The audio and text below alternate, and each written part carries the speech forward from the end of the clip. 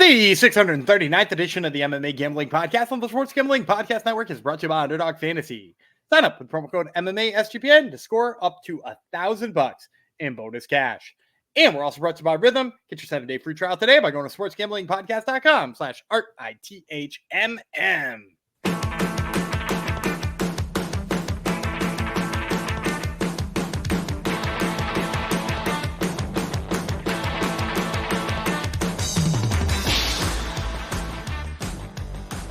Howdy ho, degenerinos, and welcome to the MMA Gambling Podcast. Episode 639 goes out to Balchinius95. Good name. One of our friends on the YouTube who says we turned his $2 into 48. That's 24 times your money, and I assume it's a he, not just by the Balchinius name, but because you're into gambling and MMA and you watch our show. So thank you, Balchinius, and thank you everyone else who subscribes to our YouTube channel. If you haven't already, make sure you smash that subscribe button and then buy a new device because you'll have a smash device. I'm back with the dad jokes. Hooray for you all. Jeff Chalks Fox, some call me. We got some regional MMA to cover for you. We actually got a whole week of it because UFC is having the audacity of taking this week off. So that's okay. Regional MMA is where we make our hay, and I'm rhyming. That was 3 different rhymes right there. Maybe this is the first time to the show. Welcome if it is. And you want to know why should I do what these guys tell me to do in regional MMA. So we have a special secret weapon. That's why his name's Daniel Gumby. He's going to tell you how he's doing in regional MMA this year. Go ahead. So the unfortunately the rough finish on Road to the UFC wiped out almost all of our big profitable nights on LFA, because LFA we went 7-0. I guess only 5-0 on official picks. I didn't count the 2 lightning round picks, despite the fact we did hit those too. But we went 5-0, 2 underdogs. That one was up about 5 units on that one, maybe more than that. No, right around 5 units. And then you wiped out a little bit of that on the Road to the UFC on the other side. So we are right around 15 units up on the year on non-UFC MMA action. There you go. He knows what he's talking about, this Gumby guy. What did we talk about today? Today's United Fight League. Yes, which you can laugh, but they're getting some pretty solid fight cards, right? We've covered them before. Arizona promotion. They're getting a lot of the Arizona-based former UFC fighters, right? Yeah, and this one has a theme too. I don't know if you saw that. They're promoting it as Arizona versus Vegas. Oh, I see that. Phoenix versus Vegas, actually. Yeah. Yes. Oh, very, very cool. So, you know what you have in store. So, do you remember how you did last time? You picked on UFL? No, yeah. I do remember. I believe I missed the main event because I didn't pick Hunter Azure, who we're going to talk about. And he knocked out Amun Cosme, which was kind of shocking because he doesn't usually have big KO power, and Amun Cosme is usually a good boxer. Yep. All right. Before we get into this, everything in our merch store is 10% off with promo code football. So sportsgamblingpodcast.com/store. You can get cool outfits like Gumby and I like to wear on air and be cool like us. So once again, sportsgamblingpodcast.com/store, and the code is football. Plus, college football is alive and kicking. Make sure you tune in to Sports Gambling Podcast and the college football experience for all your winning picks every week, wherever your favorite podcasts are housed, and of course on YouTube. All right, so UFL, United Fight League 5, Phoenix versus Las Vegas, is going down August the 30th, which is a Friday, which is good. We got Contender Series Tuesday. We got UFL Friday. When's LFA this weekend? Do you know? I think it's a Saturday. LFA card. Perfect. I could be wrong. They sometimes go to Brazil on Saturdays when there's no UFC. Yep. Anyhow, this one is free on YouTube, which is even better. 7 p.m. start time, August 30th. And I assume you can get, we don't have odds for it currently, but I assume you can bet on this, right? Because we were able to before. The offshores, Bet Online's usually got them for you. So keep an eye on Bet Online. There's enough big names on it that they'll have it. Yeah, currently have 8 fights. Gummy's picked the 5 that are of most interest to him, and then we'll see if we have a lightning round at the very end. And we're going to start with a bantamweight fight. Jackson Santa Cruz from Brazil, Anvar Boynazarov from Boynazarov from Uzbekistan. Clearly, guys are not from Phoenix and Las Vegas. Maybe they train there. Is that what they're going with here? Yeah, I think Boynazarov train. I think he's the Vegas representation. Yeah. Okay. All right, let's break her down. We don't have odds, so we'll just randomly tell you about these guys. No particular order. Boynazarov is the Uzbek. He's 5-3 with 4 knockouts. He's been knocked out once, submitted twice, so finished in both his losses. This is his debut in UFL. Loss over his last 3, 2-3 over his last 5. Lost via submission in his last fight. Used to fight at featherweight and lightweight.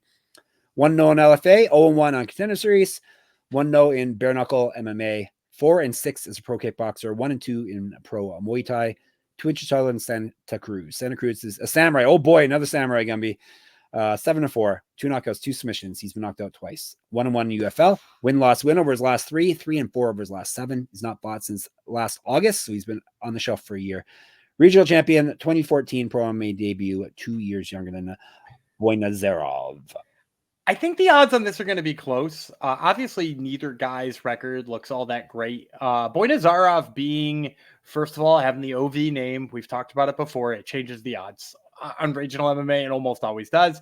And then the fact that he was on Contender Series, I think, holds a little bit of weight too. So I'm going to say pick him. I don't really know how the books are going to come down on this because it seems like a lot of things lean in Boynazarov's favor in terms of the things the books look for.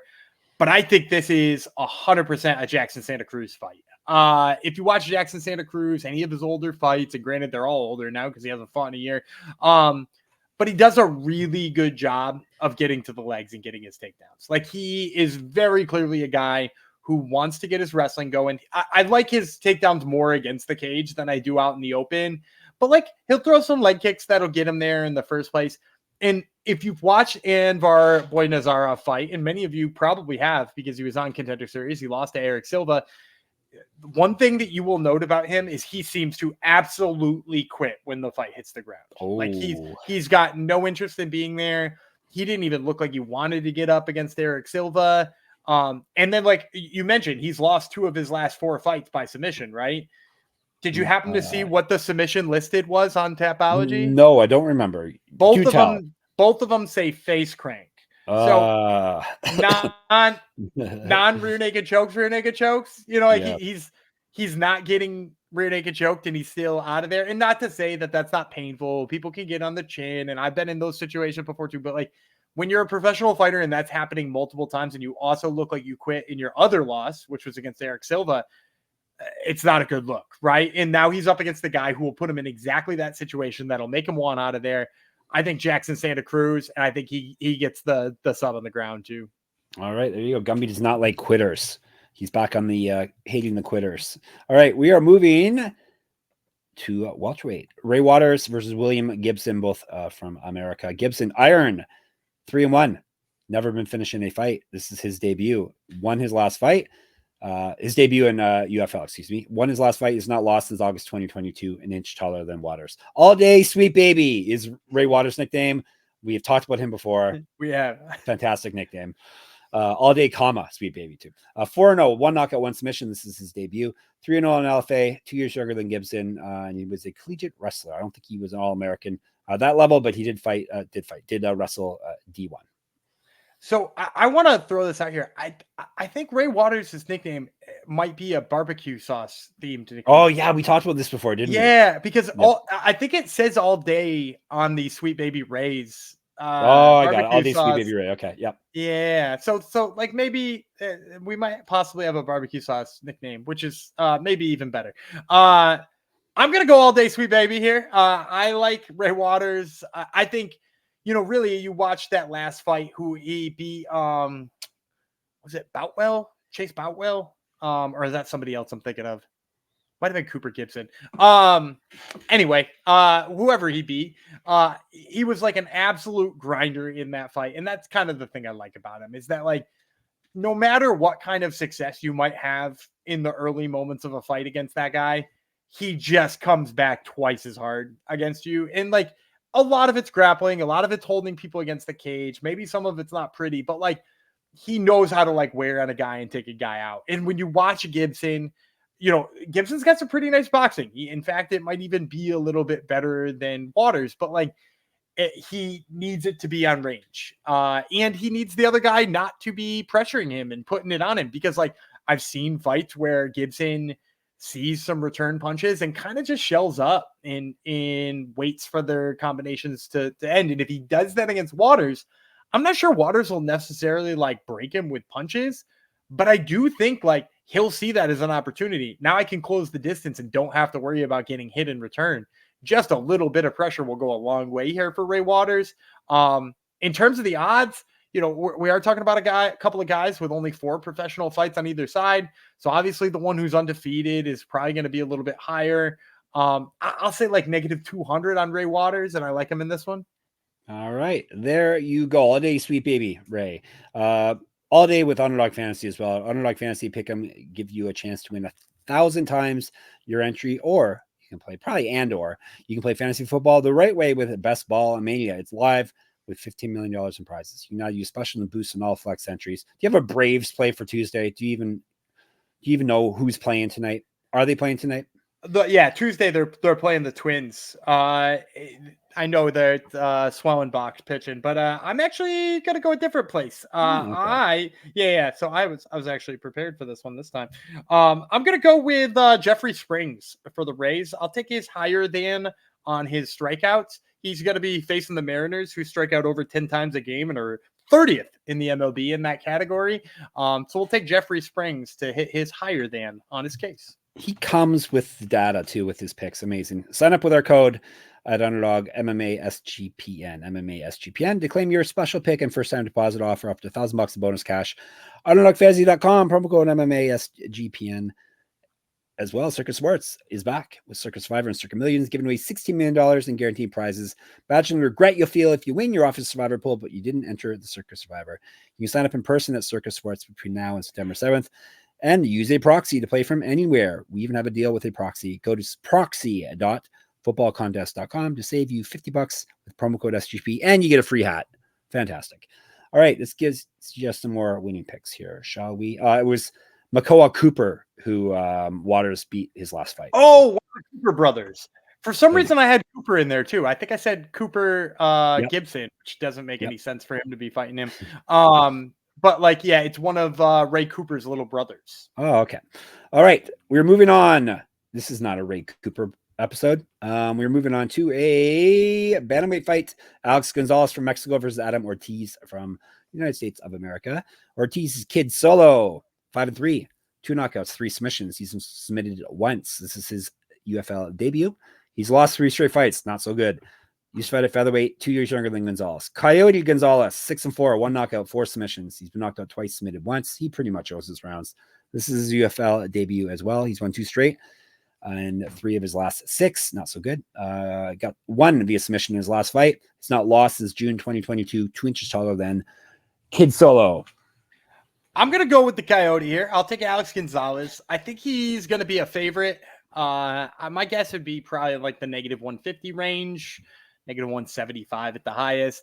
The reason I like him in this fight is if you watch these two, they kind of want the same thing, at least in the recent fights I watched of them. They both want to throw a low leg kick. They both want to use that low leg kick to set up like throwing an overhand right and shooting a takedown. And Alex Gonzalez just does all of those things much cleaner, much safer, much more technical. Whereas Ortiz kind of is not, you know, he would like to do all those things and also brawl a little bit. And I don't think Gonzalez will give him that type of fight. I think, you know, I like where Gonzalez targets on his low leg kicks better, which it's a lot of like the low calf kick, like down on the Achilles, which you sometimes see that drop foot and stuff like that. Whereas Ortiz is way more like upper thigh, hit the knee. And then like also like I just think Gonzalez wrestles better at the end of the day. I don't know if their wrestling will just cancel each other out. If it does, I kind of like Gonzalez a little better on the feet with his speed.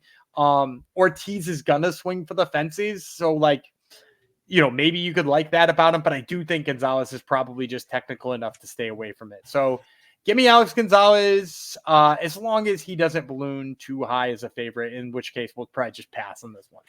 All right, go with the Coyote. All right, co-main event time. A name you may recognize, Sheymon Moraes from Brazil, Canaan Kawaihae from United States of America. Kawaihae. Hey, Kawhi Leonard is 9-2 with 1 knockout, 1 no contest, 9-2, 1 no contest, 2 knockouts, 5 submissions. He's been knocked out once. 2-0 in UFL. He's won 3 straight and 5 of 6. 2 straight wins have come via finish. It's not fought since last August. He's not lost since November 2021. 2-0 in LFA, 0-2 on Contender Series, 1-0 in Bellator. 7 years younger than Moraes, 4 inches taller. Moraes, 15-6, 7 knockouts, 1 submission. He's been knocked out twice, submitted twice. This is his UFL debut. He's won 4 of 5, including his last fight via TKO. Has not fought since November 2022. He's not lost since June 2022. He went 7-3 in PFL / World Series of Fighting, 2-3 in the UFC. Used to fight at bantamweight, 2012 pro MMA debut, an inch of reach over Kawaihae. Yeah, I'm kind of curious on how this line comes out. My gut says Moraes is a slight favorite, right? Because he's got the crazy name value behind him of having, fought in the PFL, and he was a World Series of Fighting champ, right? Yeah. Or at least, no, he fought for the belt. He didn't win. Yeah, he fought Marlon Moraes. Yes, for the belt, yes. right? I think I remember the Moraes versus Moraes poster and laughing at how dumb it was. And then he fought him again in PFL after the fact. I think he's going to be a favorite given all of his history and his records, and the fact that Kawaihae went to the Contender Series and lost twice. Although it's worth noting, like, he fought good people in that. The first one was Chase Hooper, if I'm remembering correctly, and I think he lost the second one to Jonas Villarino, who is still like one of those guys who probably the UFC should have signed after that fight and didn't. So like he's lost to like mostly good competition that worked out for Kawaihae, but I'm going to go with Kawaihae. I think he's probably going to be like a plus 150 dog here. Because like I said, Moraes has kind of got the name value, but Kawaihae has some good wins on his record in addition to those like good losses that I just excused.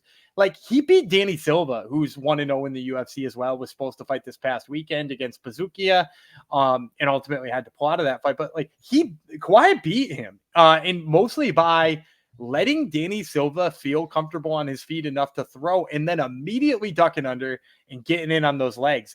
And like his control on the ground is exceptional. I like his back takes. I like the way he passes guard. Like there's a lot to like about him on the ground. And, Sheymon Moraes won that last fight with Marlon Moraes, but like, I don't know if you remember this because I picked Marlon Moraes and you laughed at me because it was like his 7th straight knockout. Yep. Something like that. But Marlon Moraes looked like he could be winning that fight until he didn't win that fight, which is kind of the thing when you're like old and you're getting knocked out all the time.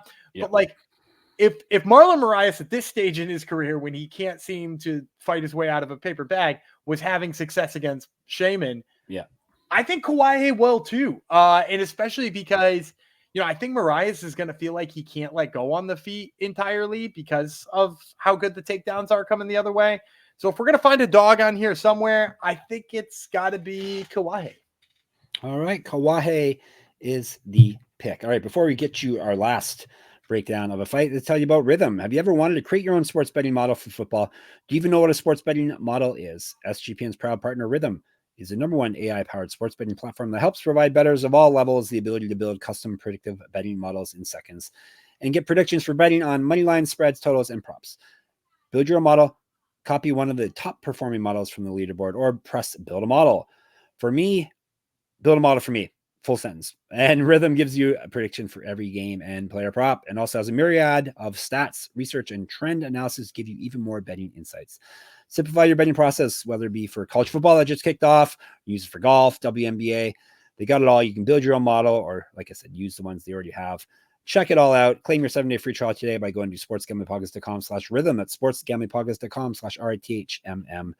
And Game Time. Our friends at Game Time are now a authorized ticket marketplace of Major League Baseball, which makes getting tickets even faster and easier. Prices in the Game Time app actually go down the closer it gets to the first pitch. With killer last-minute deals, all-in prices, views from your seat, and their lowest price guarantee, Game Time takes the guesswork out of buying MLB tickets. Not just MLB, though. I've been on there for UFC, MMA, concerts, other sports. They got it all. Check it all out. Last-minute deals, that's what they specialize in. They got flash deals, zone deals, all-in pricing. You can check it out at the Game Time app. Take guesswork out of buying tickets with Game Time. Download the Game Time app, create an account, and use our code SGPN for $20 off your first purchase. Terms apply. Again, create an account and redeem our code SGPN for $20 off. Download the Game Time app today. Last minute tickets, lowest price guaranteed. Main event time. A couple of names you may recognize, and it's for some gold. A belt, UFL Bantamweight Championship, Hunter Azure versus Vince Moraes. And this is 5-minute rounds, 135 pounds, both men from the United States of America. I will tell you about the challenger, Vendetta. Moraes is 15-7, 7 knockouts, 4 submissions. He's been knocked out once, submitted twice. This is his UFL debut. He's won 4 straight. Before that, he lost 2 straight. Won his last fight via submission. He went 3-5 in the UFC, 2-0 in Bellator, 1-0 Contender Series. Used to fight at featherweight, was regional champion. The champ, Hunter Azure, 11-3, 4 knockouts, 1 submission. He's been knocked out once, submitted once, 1-0 in the UFL, and the current champion. He's won 2 straight. Before that, he lost 2 straight. Won the championship via TKO in his last fight. He's not lost a fight since March 2022. Went 2-2 in the UFC, 1-0 Contender Series, 0-1 in the Ultimate Fighter. Used to fight at featherweight, 3-0 in LFA, regional champion, 2 years younger than Moraes, an inch taller.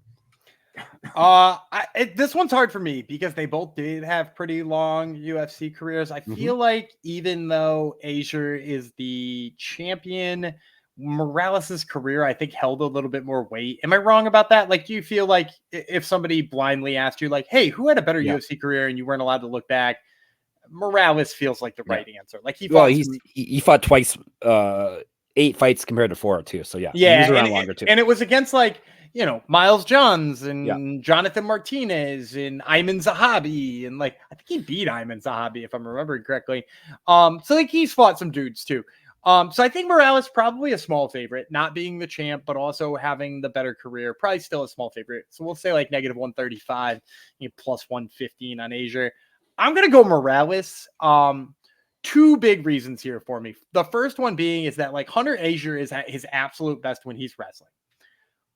I don't know if he can or will wrestle Vince Moraes here. If you watch Morales's last fight in the UFC, he stuffed Miles Johns 11 out of 12 times in that fight. That's a pretty impressive stuff rate, especially on a guy in Miles Johns, who's a pretty darn good wrestler. And I think you put him in the same kind of conversation as Azure, maybe even a little better. And then like also Hunter Azure has been scoring a knockout occasionally. Like I'd mentioned, he knocked out Moon Cosme. Does he fall in love with that and stay away from the wrestling? Like, I think that could be a problem for him too. So number 1, don't think the wrestling will get going. Number 2, Moraes has been doing a really good job of fighting guys who have a striking base and staying out of big trouble with the knockouts. You want to take his fight with, I think he fought Ishihara in his first fight outside of the UFC, Teruto Ishihara. Stayed away from the big bombs of that guy. And that guy was like Slava Claus before Slava Claus was Slava Claus, like big knockout power, kind of goofy. Doesn't really have much else going on. And Moraes stayed away from the big bumps. So like, I think that plays up. I think obviously his striking is faster. He does have knockout power himself. We saw it in the UFC. He scored some knockouts in there. I think he's going to be faster. I think he'll pick apart Azure. I think you'll see him land leg kicks. And as long as he stuffs those takedowns and forces Azure to work, I think especially being a 5-round fight, I think we see Moraes take over more and more as the fight goes. So give me Vince Moraes. My guess would be we don't have to pay a premium to get him, but I think, a small favorite. Fantastic. Let's recap and see if Gumby's got some extra bonus picks. He's got Moraes in the main event, Kawaihae as a dog, hopefully, Gonzalez, Waters, and Santa Cruz. Lightning round? Question mark? Crash sure, bang boom? Yeah. I as always, I'm always going to get you at least 2 more. I'm going to take Marcus Nash in his fight. He's only a 1-0 light heavyweight on the regional scene right now. I've seen him fight amateur a couple of times, and I did go back and watch his lone professional fight. He's really powerful, really athletic, really strong, and like kind of sneakily technical. Like he won his last fight by a reverse crucifix position where he landed strikes from. It was like very interesting to see a guy who is like being that overwhelming in terms of his like power and speed suddenly like break it down with technique. He's going to be fighting a 5-1 guy, so you might just find your way to getting him at dog money, which is kind of good for me. And then I like Richard Mahan. This is more of a fate of his opponent. He's fighting a guy named Shrinkarevsky.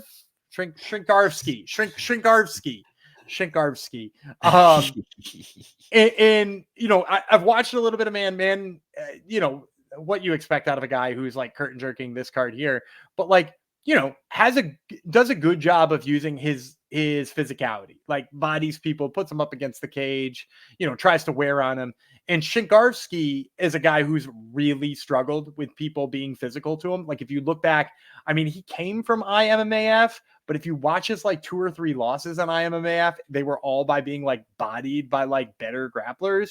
So I think Shingarski, maybe having that IMMAF pedigree, might wind up driving his number up a little bit. I don't know how much the books would look at that, particularly on like a 1-0 fighter, but like, yeah, he doesn't have a lot to go by. Maybe they look back at his amateur career.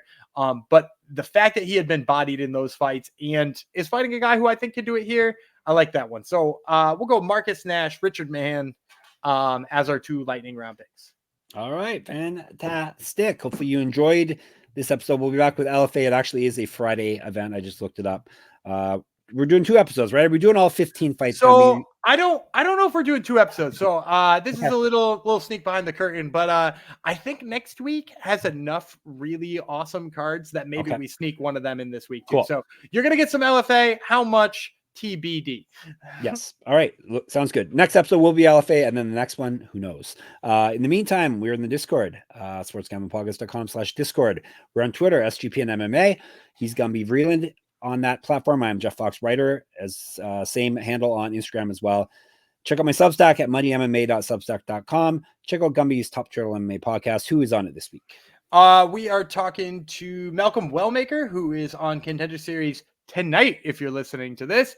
And we're talking to Dylan Budka, who fights at the next Apex card. So check it out. Of course, YouTube. Thank you, everyone who has subscribed already. And if you haven't already, please hit the subscribe button. We have more people watch us on there that aren't subscribed still for some reason. So come on, do us a solid. What else should you do? You can check us out, of course, at the motherships, sportsgamblingpodcast.com, sportsgamblingpodcast.com/store, sportsgamblingpodcast.com/Patreon. Gumby's going to take you out. I'm Dana Gumby Freeland. He's the all-day sweet baby Jeff Fox, and we will see you tomorrow. A simple